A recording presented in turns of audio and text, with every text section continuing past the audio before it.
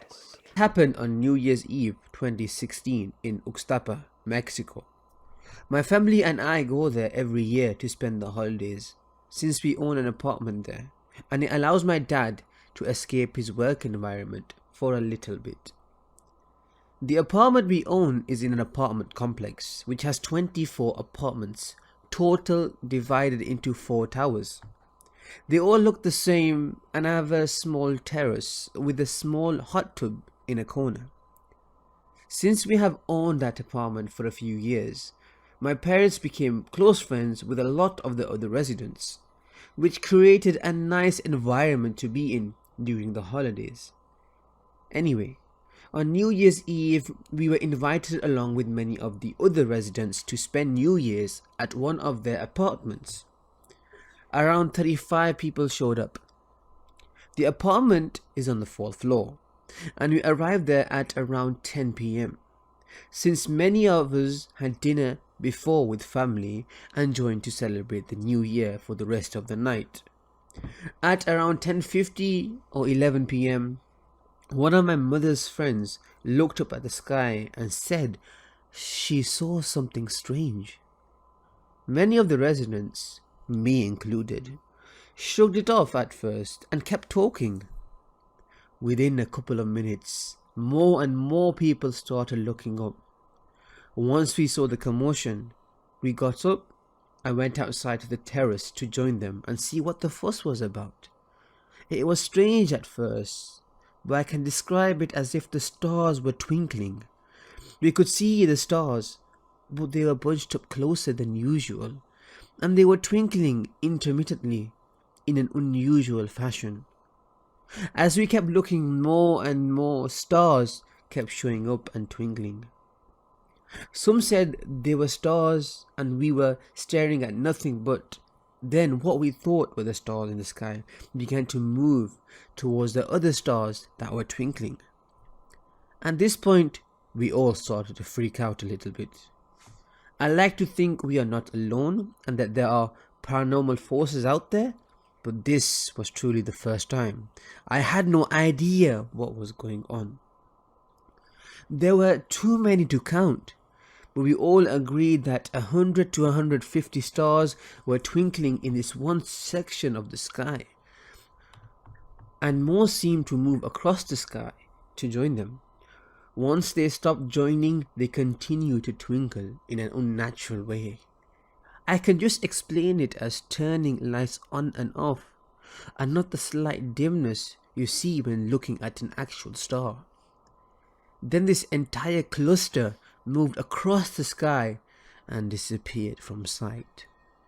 We were all with our mouths wide open. Many of us tried to record or take pictures, but nothing showed up on the phone cameras, especially that far away. The fact that it was 35 or so people witnessing it, and only about an hour after we got there, means that we saw what we saw.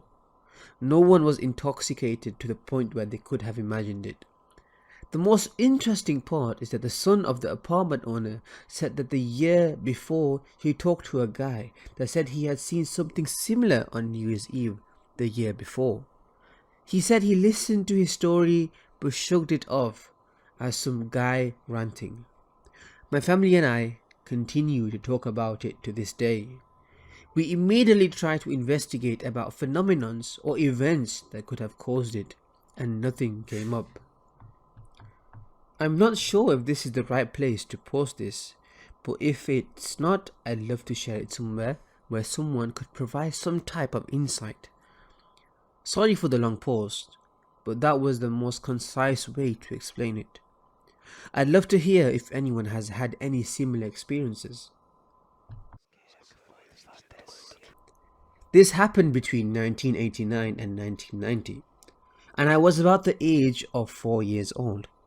To this day, I still get chills thinking about it, and I wonder if in some way unknown, it changed me. My parents had a house in the Inland Empire of Southern California, and at the time my brother hadn't been born yet, so I was still the only child. To give you a layout, My parents' house was a two-story house located in a cul-de-sac. On the bottom floor, there was two bedrooms, a bathroom, the living room, and the kitchen. The second floor was just the master bedroom and bath. All you could see from the street was the garage and one of the bedroom windows on the bottom floor, and the window of my mum's bathroom on the second floor. To get to the front door, you had to walk along the cement pathway that ran along the side of the house. You had to pass the first bedroom that you can see from the street, then you pass the bathroom window, and then another bedroom window, and then you would be at the front door. The backyard was beyond that point. My bedroom at the time was the bedroom next to the front door. Now, for some reason, my blinds weren't completely down to the bottom of the window. There was about a 6-inch gap with nothing covering it. I was pretty young, so I didn't really care much about it then. The bed was in the middle of the wall, across from my bedroom door, and to the left was the window. According to my mum, this all happened right before midnight. My mother was asleep in her room upstairs, and my dad was a policeman that worked nights in another city. I was fast asleep in my room, and out of nowhere I suddenly awoke, looking up at the ceiling. I don't know what woke me, or if I just popped awake on my own. After my eyes adjusted to the night's light of my bedroom, I sat up and started looking around my room. All of a sudden, something caught my eye at the window in the gap. First, I thought it was the streetlight reflecting on the window, but I knew for a fact that there was only one streetlight, and what I was looking at was two obvious glowing spots that were spaced apart as if on someone's face. Then I thought, is that a cat looking at me? And yes, I vividly remember thinking these things, trying to debunk this at 4 years old. I had remembered then that my cat's Chelsea's eyes would reflect at night, but this looked different than that. The cat's eyes would almost have different colours when reflecting. These were two very solid, bright, white, glowing eyes, looking straight at me. I just stared at them, frozen stiff, trying to make sense of what I am seeing. I couldn't see a face at all. The eyes were just so bright, nothing else stood out. That void or face around the eyes looked blacker than the night. I thought again, well, if this is a cat, how could a cat be big like a person? And why would a cat stand up to stare in my bedroom? The curiosity got me, and I went for it. I flipped my covers off, turned my little 4-year-old body towards the window, and put my feet on the floor. This is the moment the creepiest thing happened, and it will forever be burned into my brain. I got off the bed and got on my knees to get a closer look at this so-called cat, when at this very moment, this faceless pair of glowing white eyes begins to slowly and steadily tilt to the side. Very similar to Michael Myers in Halloween. Eyes still locked on me, not blinking once. The feeling of dread and fear shot through my body. Completely terrified, I burst into tears immediately and booked it down the hallway, through the living room and up the stairs to tell my mum. Although I was going as fast as I could, it felt like it took forever. When I got to my mum, I was so upset. I couldn't get any words out. Tears were streaming down my face, and my mum was becoming seriously concerned at this point. She was able to calm me down just enough for me to get out the words. There is white eyes looking at me through my window, on the bottom. Stutter, crying hard. Are you sure? My mum asked. I crowed, yes. She didn't even go down to look. She just called the police. I don't remember the time it took for them to arrive or what they said because I finally fell asleep in my mum's bed. I do remember faintly waking up to a knock on the door and my mum going to open it. The cop speaks to her and I hear her say, "Okay, thank you, good night." And she shuts the door. "Did they find it, Mummy?" I asked, half asleep. "No, honey, he said they couldn't find anyone." My mum told me softly, "It's okay now, just try to go back to sleep." It's safe to say that the next day my whole window was covered. Years fast forward and I'm in middle school now. Every now and then I would think about that night. Sometimes I wondered if that moment was real, if those eyes were really there, those unforgettable white eyes. One day a random thought came up and I asked my mum if she remembered that night. She tells me, "Yes, of course." "Why?" "I don't know, just wondering, I guess," I said. Then my mum proceeds to say, "Well, I never told you this, but when the deputy came out that night, he told me they made it a priority to get out to our house as soon as they could, because not very long before I called 911, they received another call from someone else reporting that someone was looking in their window in our same neighborhood." Hearing that sent chills down my spine, and to this day I wonder who or what was looking at me that night.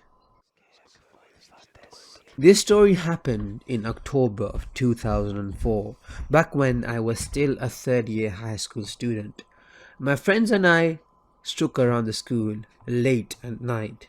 After our annual Halloween party, we had agreed to try out my friend's Ouija board. It wasn't the brightest idea, but we needed a thrill. We found a nice spot under a huge narrow tree and proceeded with a half-arsed ritual. There were 5 of us, 2 boys and 3 girls. We were all expecting some kind of paranormal contact. Rumors had it our school was haunted, but we've never really experienced anything firsthand. And it was Halloween when all the spirits came out to play.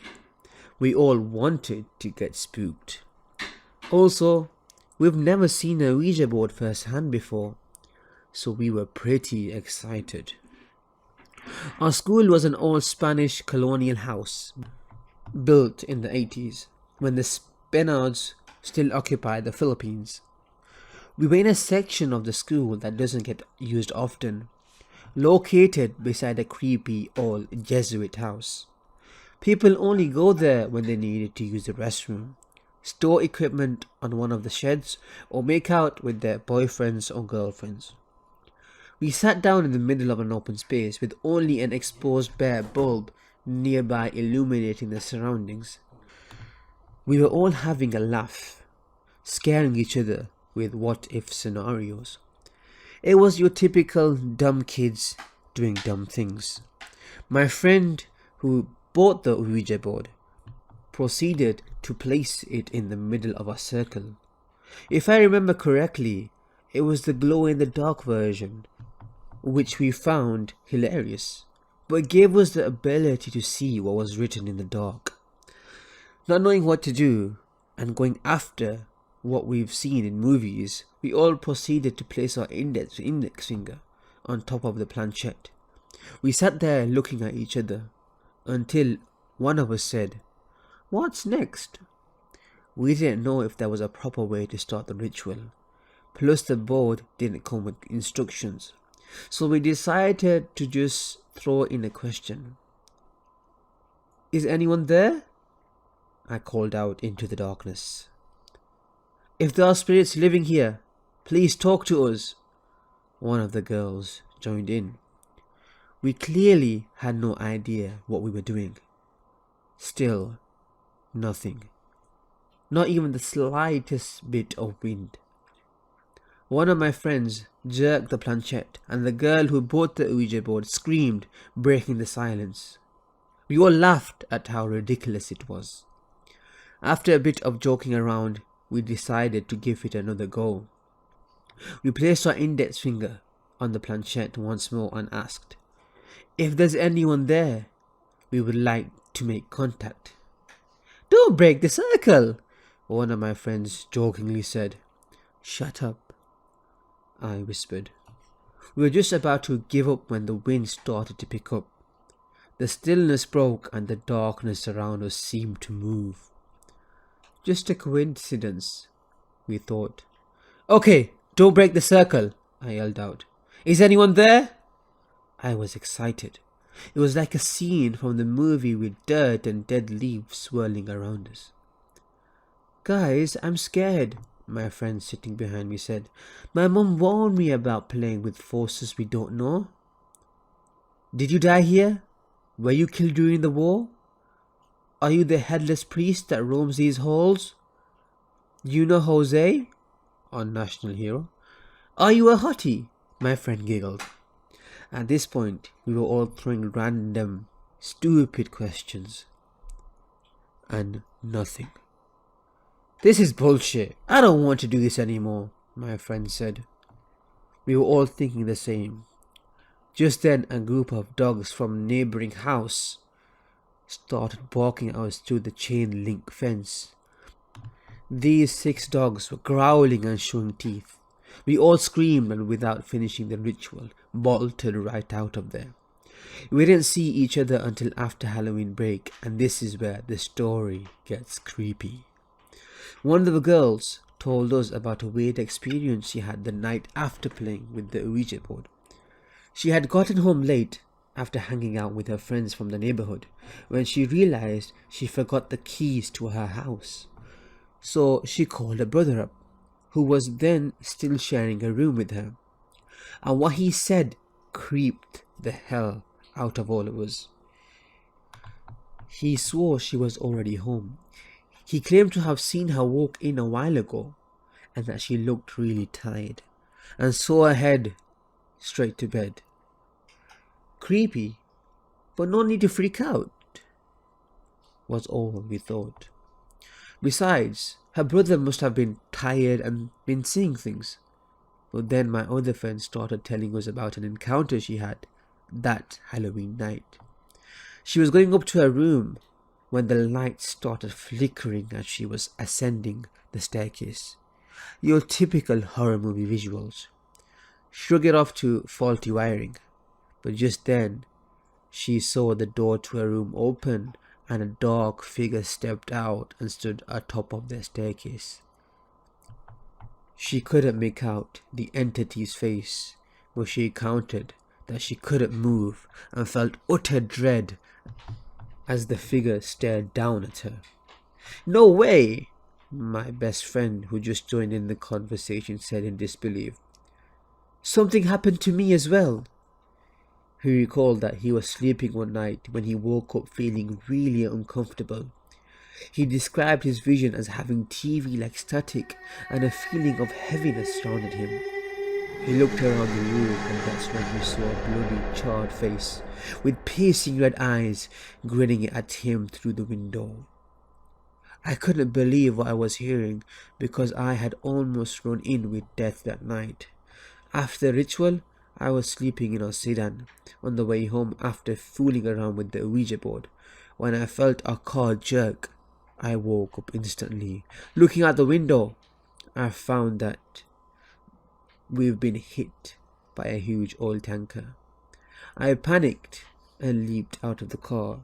Luckily, my mum and I survived the crash since the front of the car was a total wreck. I still don't have an explanation why those things happened to us, but thank God nothing happened after that.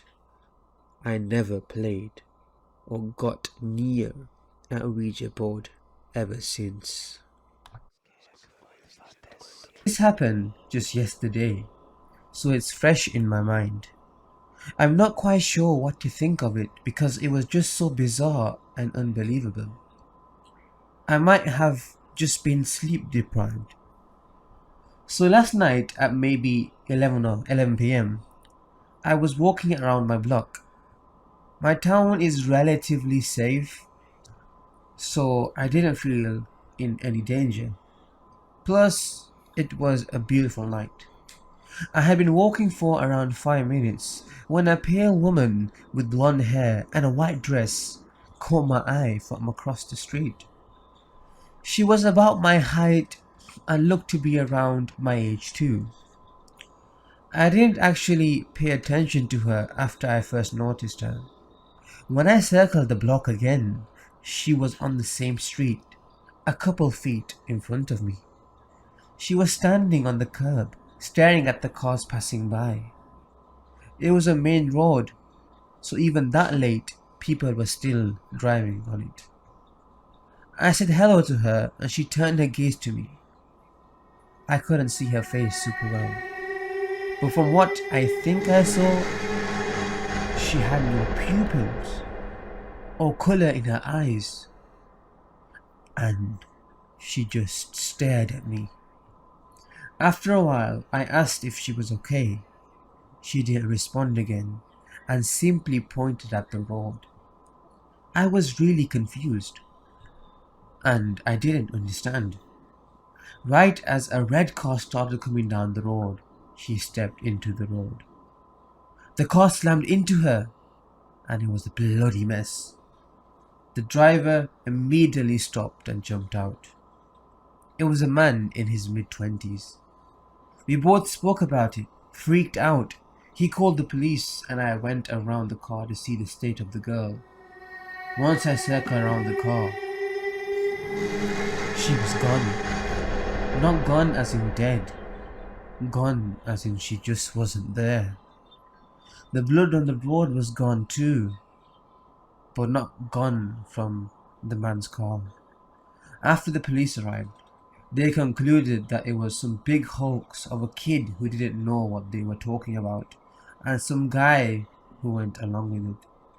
The blood in the truck was brought to investigation, only to be found as paint. Nothing else was put up about it. I'm still not sure if what happened was real. It felt so real, but I don't believe in the paranormal. I don't know what it was. If it was just a demon or if it was real. I remember it like it was real. I feel like I can't leave the house now. I don't understand anything now and I kind of feel like I'm going crazy. Has anyone else experienced something like this? This is the first time I'm posting anything online about this. I am a 31-year-old woman, married, and I recently moved back in with my parents due to moving back to the town I grew up. My husband and I are taking our time looking for our own place due to wanting something nice in the area, and that is usually hard to find. This story takes place in my parents' house, starting back 10 years ago. A description of the house for a bit of context. It's a two-story brickstone house in city limits, but still surrounded by nothing but woods. You have to go through a garage that leads into the kitchen with the first bedroom to your left. Past the kitchen is the main living room and to the right is the hall that is very open. In this area you will find the main dining room and the second living area. But if you continue straight, you will see the staircase to your left, and even further straight is my parents' bedroom and bathroom. Going up the stairs, you will come to the third living area. Yes, this is a huge house, with two sets of French doors side by side that lead to the outside balcony. Going straight, a sharp left leads you to the other 3 bedrooms and 2 bathrooms. This is where the story takes place. The first time I stepped foot into this house, I immediately felt off, like something just wasn't right. I felt a presence, but I didn't know what or who it was. I brushed it off, thinking I was just reading too much into it. I continued to feel this for the next couple of years, and because of this, I didn't much enjoy visiting them. My parents liked to gamble a lot back then, so they would ask me to babysit my baby brother and sister one day on the weekend. My boyfriend, now husband, loved them so he could always babysit with me. The first few times I really didn't pay attention to the feeling I would get, because we would be busy playing or eating with the kids. After that, things kinda chilled out, and we would end up watching movies until it was time for us to go to bed. Now my husband is a freak of nature, lol. It's like he falls asleep the second his eyes are closed. Me, on the other hand, it takes me forever to get comfortable enough to wind down my mind. I also don't sleep well, even when I do finally get to sleep. This night was the first time I saw and heard something in this brand new house. In this room, the bed is facing the doorway, but not directly in front of it. With the double doors open, you can see the front of the staircase and all the way down the hallway. As long as the light is on, that is. This night, only one of the hallway lights were on. I was laying in bed with the TV on, with the volume down low so I could hear if one of the kids called me. I was almost asleep when I hear one of my siblings coming down the stairs. I open my eyes a bit and wait for them to get to the bottom, but they never do. I don't think anything of it. Close my eyes and begin to drift off again. A few minutes later, I hear again. So I open my eyes and wait, but again, they never get to the bottom. This time I sit up and listen. A bit spooked, but nothing I cannot handle. I get a bit nervous, but still I go check to see if they are there. And maybe they are scared to come all the way down or something. No one is there. Confused and thinking I must be dreaming it up, I go back to bed, this time closing one of the double doors. It was a few hours later, around 2:30 a.m, when I feel like someone is very near me, as if they are standing next to the bed right in front of me. Usually, when I open my eyes, I would see the green glow of the alarm clock on the bedside table, but this time, I saw nothing. It was pitch black. I couldn't even see the hallway light on, and the TV had turned off on its own. I felt like I couldn't move. I was awake now, and scared to my bones. I was finally able to call out my husband's name loud enough to wake him. He reached over and turned on the light. And right then, the scared feeling went away and I was able to move. I freaked out and started to cry. I couldn't begin to explain to him what happened because even if I had, he didn't believe in those things. So I told him I was having a nightmare and asked him to go check on the kids. When he came back, he said the kids were fine and got back in bed with the light on. I was able to fall back to sleep, but it took me forever. The next day, I told my mum about what had happened, and that's when she told me she had been hearing footsteps on the stairs at night and even saw someone standing by the door at times. She didn't tell anyone because she did not want to scare the kids. This is when she told me what she had done. She wanted to know what was going on in her house, so she went and bought a voice recorder. One day, she decided to use it and went upstairs while everyone was gone. She asked your typical questions of, "Who is there? What do you want? And why are you here?" And then said, "You have passed away and need to go into the light. You are not welcome here." The next day, she decided to leave the recorder in one of the bedrooms upstairs while it was recording for about 4 hours while she was out running errands. I asked if she had checked it, and to my surprise, she said she was too afraid to listen to it alone. I want to listen to it. Off we went to the computer and began listening to it after it was uploaded. During the 4 hours she was gone, you could hear something clicking or tapping, sounds of a drawer opening and closing, but we weren't for sure. Then we listened to the part where she was asking questions. Now you could hear a sound that resembled a fan or maybe static throughout the whole thing. So some sounds were indistinguishable, but the one sound we did hear chilled us to the core. When she asked, "What do you want?" it gave us an answer. The answer was Jamie. It was my brother's name. It didn't answer any other questions except for that one. I cried immediately. He wasn't having night terrors for no reason. Something was there for him. Every night. We soon asked a friend to cleanse the house. For a long time, everything has been okay. My brother stopped having night terrors. My mum was able to sleep comfortably, and all was good again until now. I have been living in this house for a month and a half. For the last 3 weeks, I have been seeing things everywhere, especially when I am alone. Because of this, I won't stay alone anymore. I get this strong feeling of being watched. I had the feeling of someone pulling on my blanket at night. I think it is time for on the cleanse. Oh, and just an FYI, I am the third generation on my mother's side of the family that is able to see spirits. My dad's side of the family has, in the past before I was born, practiced black magic. I don't like speaking to them, and I won't dabble in any of the spiritual stuff most people do.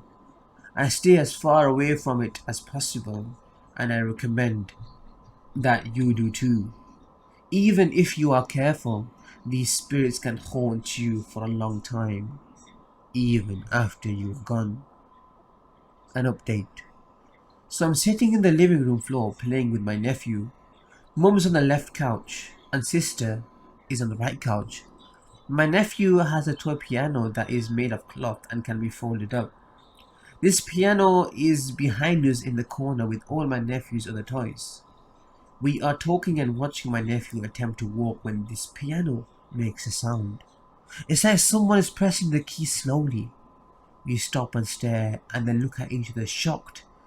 Then the keys are pressed rapidly until it finally shuts off on its own. Mum and I are not scared.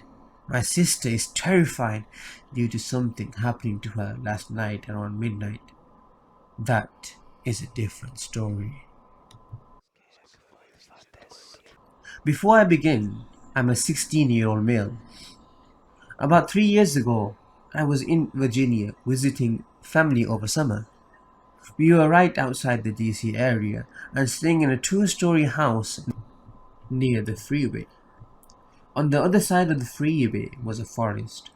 So my mum, her boyfriend Eric, and I were all staying with Eric's parents.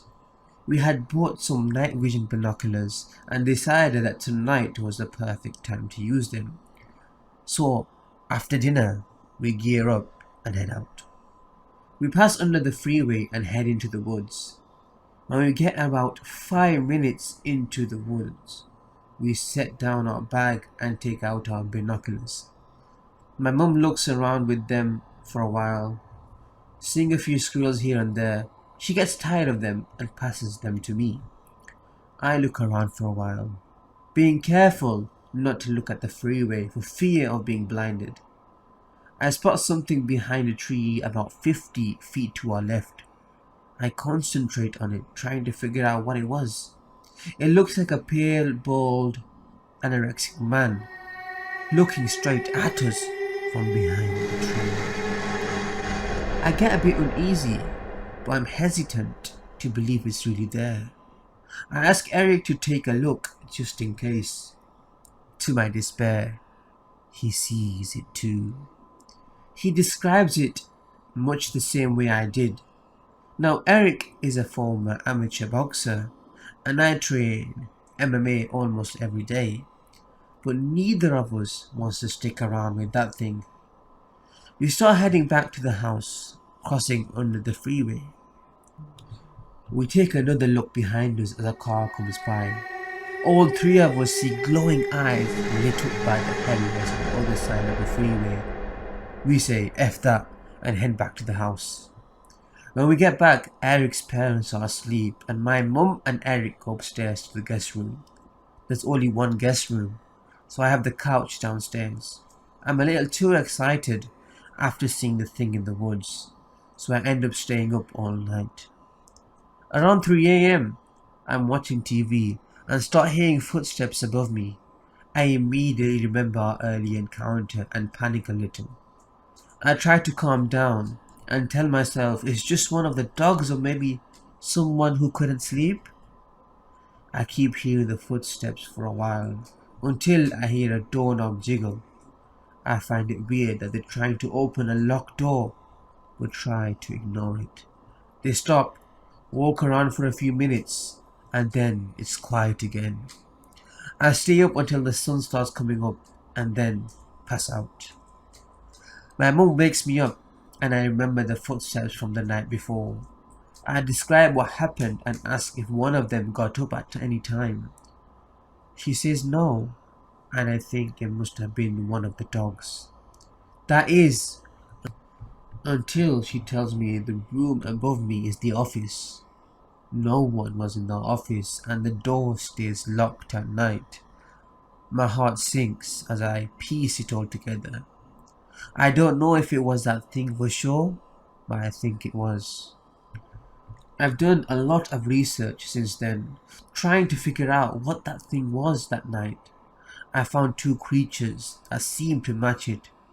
I think it was either a skinwalker or a wendigo. Whichever one it was, I'm just thankful that door was locked. I know I wouldn't be able to fight that thing, no matter how tough I am.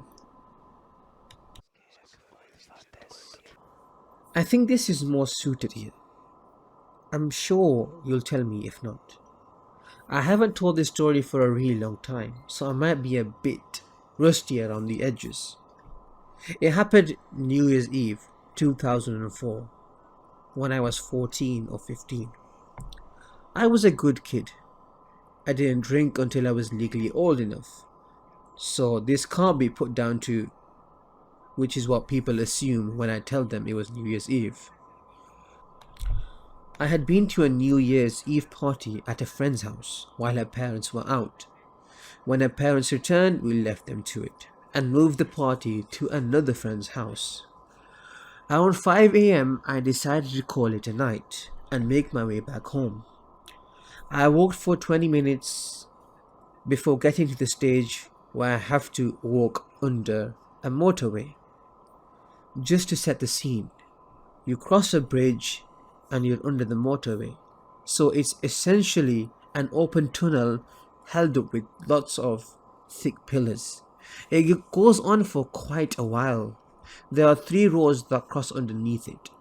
The first is right at the start, the second is about 200 meters up, and the final one about 300 meters beyond that. The final one is right at the end where I come out and walk up my street. Just behind the final road is a street light and then a working men's club. Now, I had seen a couple of people scattered around, so when I came to cross the second road, I saw a figure up ahead under the streetlight. I didn't bat an eyelid, especially with the Working's Men Club behind it. As I got closer, I realized the figure was a girl, and she was wearing a fancy dress. She had a costume that would have fitted somewhere between the 1900s and the 1920s. It was a light color, but our streetlights are orange, so everything was disguised by the orange glow, and I couldn't say for certain what color it was. She was standing, looking to her right, up the road, into what would be oncoming traffic. I remember thinking it was an odd costume for a New Year Eve's party, but each to their own. I stared at her right up until I was standing directly opposite, the other side of the final road. I looked left and right and across the road, and the girl wasn't there anymore. No car had passed, so she couldn't have gotten in her lift. The club behind her was shuttered up and bolted, and I looked away for about 2 seconds. Where did you go, mysterious girl? I'm a long-time reader, first-time poster, So I don't even know if this is the right place to post this on. But it was incredibly terrifying, and it still gives me chills, as cliche as that sounds. I know some people say these stories are 100% true for immersion, but believe me when I say that this is 100% true. 3 of my friends and I were spending the night together on New Year's Eve about a year ago, and we decided we wanted to spend the night in a tent outside, really close to the woods. We were laughing and messing about, normal teenage things. Then we heard this rustling outside in the leaves. Figuring it was just an animal or something, we shrugged it off. At this point, it was nearing midnight, and we had a flashlight on in the tent, and we were blasting music. That's when all hell broke loose. We heard this chirping noise outside. When I say chirping, I don't mean it was like a bird or a raccoon, but this unearthly chirping that didn't sound like any animal at all. In fear we were about to be ambushed, I demanded my friends temporarily turn off the lights and the music. At first they looked at me like I was crazy, but I strengthened my tone. Turn it all off now. At this point, they knew I was serious, so they turned it all off and listened carefully. There it was again, this unearthly chirping that didn't sound like anything. My friends and I were scared, but I was a little bit braver than the rest of them. I had been taking karate for about 4 years, and I'm a very tall female capable of taking down a grown man. So I figured I could take whatever was out there. Or at least I could carry one of my friends if we had to run away. They all tried to play it cool and said it must have been one of those screamer firework things. But I could tell they were all scared themselves. We carried on messing about for a few more minutes, desperately trying to forget about the screech chirping thing outside. Then we heard it again, this time much closer to our tent. This was the first time I could properly hear it. When it made a clearer sound, reality drop kicked me in the stomach. It was big, and it was almost right outside our tent. My friends and I were about to shit ourselves, so they started asking me questions as to what I thought it was. I was the friend who was into all things paranormal, and I still am, but I've never been a paranoid person. So they asked me. I told them, just as a suggestion, that it could be a skinwalker or a fleshgate, because I read somewhere that they mock the voices of your friends and emit noises that they think will lure out their victims. I only said this because I thought that could explain the scream chirp, but I think they were really scared due to this. We heard it again. At this point, everyone was scared, and one of them eventually called her older brother to come and hang out for a while. While he was there, just our luck, we couldn't hear the chirp screech anymore. Damn. We hung out with him for a while until we all decided to go on a walk with him. The walk was fun, and my friends were terrified because we were walking around in the dark. But I've always liked the dark, as it was so vast and mysterious. I was also hoping we would find the fleshgate, so my friends would stop acting like stuck-up little craps that weren't scared, because I could see they were scared themselves. Part of me was terrified to see what would happen if we stumbled across a fleshgate. But my friend's older brother had a knife with him, and I was prepared to stab it if he wasn't. Fast forward later into the night, we were blasting music again and playing with a multicolored strobe light. Probably not the best way to avoid being jumped in the night now, and I think about it. My friend's brother had left us his knife in case we had anything else that night. My friends all decided that I was the only one who would be brave enough to actually stab someone or something if it came to it. So I was in charge of holding the 6-inch knife all night. Thankfully, it wasn't a sheet, because despite my training, I'm quite clumsy, especially this late into the night. I couldn't help myself taking the knife out because it was so interesting and beautiful to look at. There it was again, the same chirp screech. I unzipped the tent to look, knife drawn, and heard something scurry away quickly into the woods.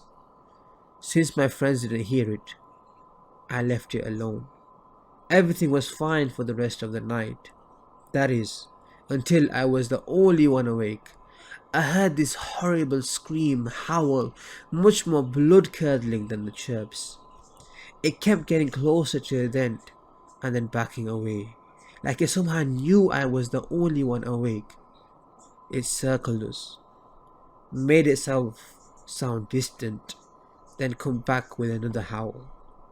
One of my friends briefly awoke and told me it was probably someone having a party, but I could tell she was just saying that so she could get the sleep she desperately needed. Me, however, I could go for 3 days straight without having to sleep once.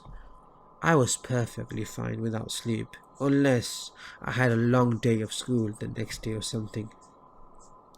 Believe me when I say, I didn't let my guard down once. I listened to this thing and the location the cries took place.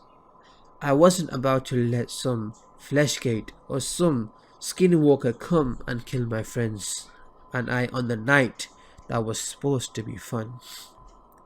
I drew the knife a few times and practiced slashing the air in case he attacked, but it never did. It just spent hours taunting me, trying to draw me out. I was incredibly tempted to run out there, just to get a look at it, but I knew that was exactly what it wanted. Waiting for me not to be in a group, so it could pick the threat off, and then my friends. There was no way in hell I would let it anywhere near my friends. The older brother had left to go to a friend's house later that night as well, and the friend we were all staying with lived with her grandma. I lived around the neighborhood and both my mum and my dad were home. My dad is a big guy, standing at 6'2" and very strong, but it would be too far to run and ask for help. I couldn't go out there to see what it was even if I wanted to. Even though I'm pretty damn fast, I was weak considering how late it was. And I would become this thing's prey knowing this. I just laid back, knife at the ready, listening in absolute horror. You don't know what true vulnerability is until you're on the outskirts of the woods in a tent that 3 lives are in your hands, while some paranormal creature is hunting you, teasing you, and you only have a close combat weapon that you're not even certain would put a scratch on it. I sat there in silence until around 6 in the morning, when I was certain it had stopped. I couldn't take it anymore. The damn thing had driven me crazy. My work there was done, as I was certain it was gone. I left the knife on my pillow and a note that said I went home and I wasn't dead, so I could reassure my friends when they woke up later on. So I began to walk home to my house with the streets poorly illuminated by street lamps.